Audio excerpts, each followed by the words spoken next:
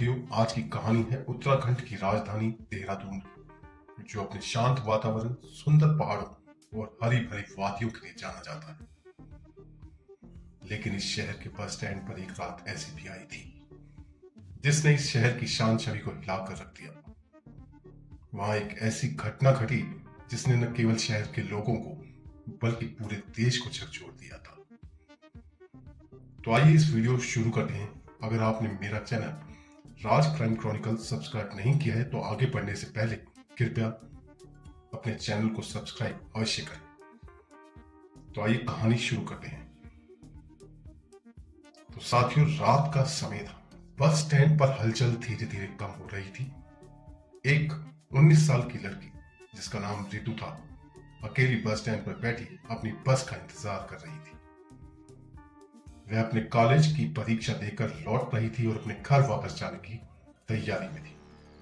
उस रात उसका घर लौटने का समय कुछ ज्यादा ही हो गया था, क्योंकि उसकी बस देरी से चल रही थी।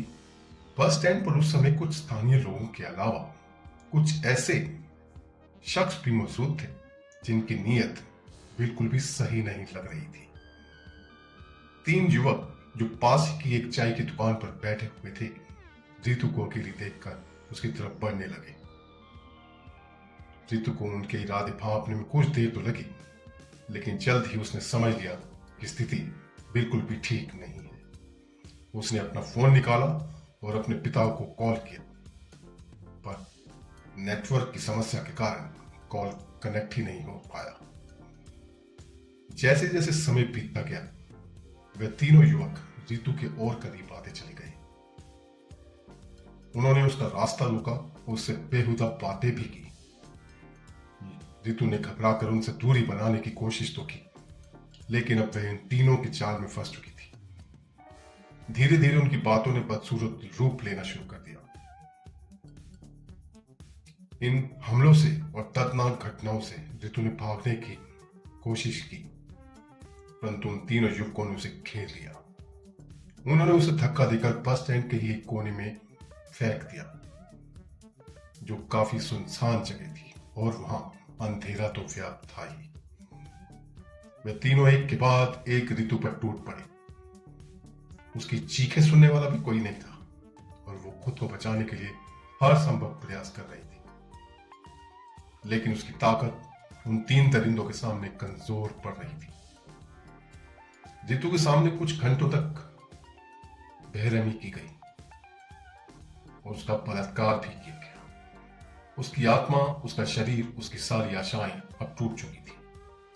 वे बार बार चिल्ला रही थी, गिड़गिड़ा रही थी, पर उन युवकों ने कोई रहम नहीं किया। इस घिनौनी घटना के बाद उन्होंने उसे बेहोशी की हालत में वहीं छोड़ दिया और अंधेरा का फायदा उठाकर वहां से भाग निकले। रितु उसी हालत में वहीं पड़ी रही। सुबह होते ही एक स्थानीय दुकानदार ने रितु को वहां बेहोश पड़े हुए देखा।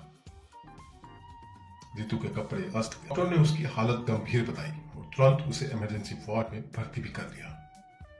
रितु के परिवार को जब इस घटना का पता चला तो वे टूट चुके थे। एक पिता जिसने अपनी बेटी को बड़े सपनों के साथ कॉलेज भेजा था, एक मां जिसने उसे जिंदगी में कुछ बड़ा बनने के लिए प्रेरित किया था, आज वे दोनों इस दर्द से पूरी तरह टूट चुके थे।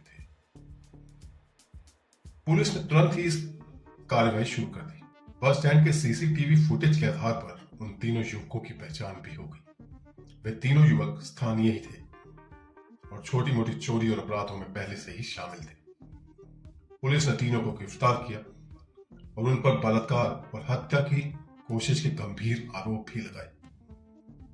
रितु ने अस्पताल में होश में आते ही अपने साथ हुई दरिंदगी का बयान अपनी ज़बानी कर दिया। उसकी आवाज में डर, दर्द और टूटन तो थी ही, लेकिन उसने हिम्मत नहीं हारी। वह चाहती थी कि उसके साथ हुए इस हादसे को पूरी दुनिया को पता चले और इन तीनों दरिंदों को इसकी कड़ी सजा भी मिले, ताकि भविष्य में कोई और लड़की इस भयावह अनुभव से न गुजर पाए। अदालत में इस केस की सुनवाई जब शुरू हुई तो मीडिया में यह मामला तेजी से फैल गया और धीरे धीरे पूरे देश में लोगों ने रितु के लिए न्याय की मांग की। उन तीनों दोषियों को उम्र कैद की सजा सुना ही दी।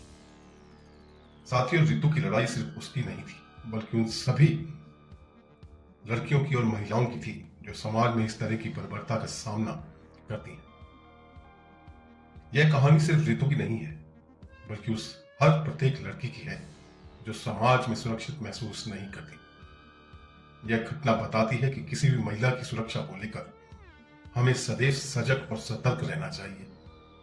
समाज में जागरूकता फैलाना और कानून का सख्ती से पालन करना बेहद जरूरी है, ताकि ऐसी घटनाओं की पुनरावृत्ति न हो। रितु की हिम्मत और साहस ने साबित कर दिया कि चाहे हालात कितने भी बुरे क्यों न हो, न्याय के लिए खड़ा होना और लड़ना बहुत आवश्यक है।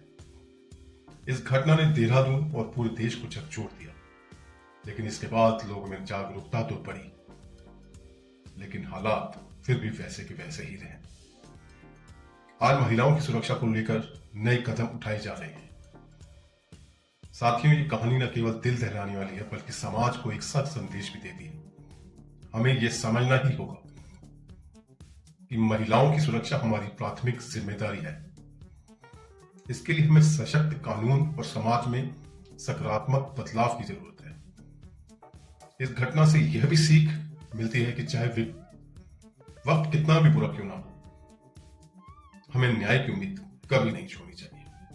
अगर आपको आज की यह कहानी पसंद आई हो तो कृपया अपने चैनल राज क्राइम क्रॉनिकल्स को लाइक, शेयर और सब्सक्राइब जरूर करें, ताकि हम आपके लिए और कहानियां लेकर आते रहें। फिर मिलते हैं एक नई कहानी के साथ। तब तक के लिए नमस्कार।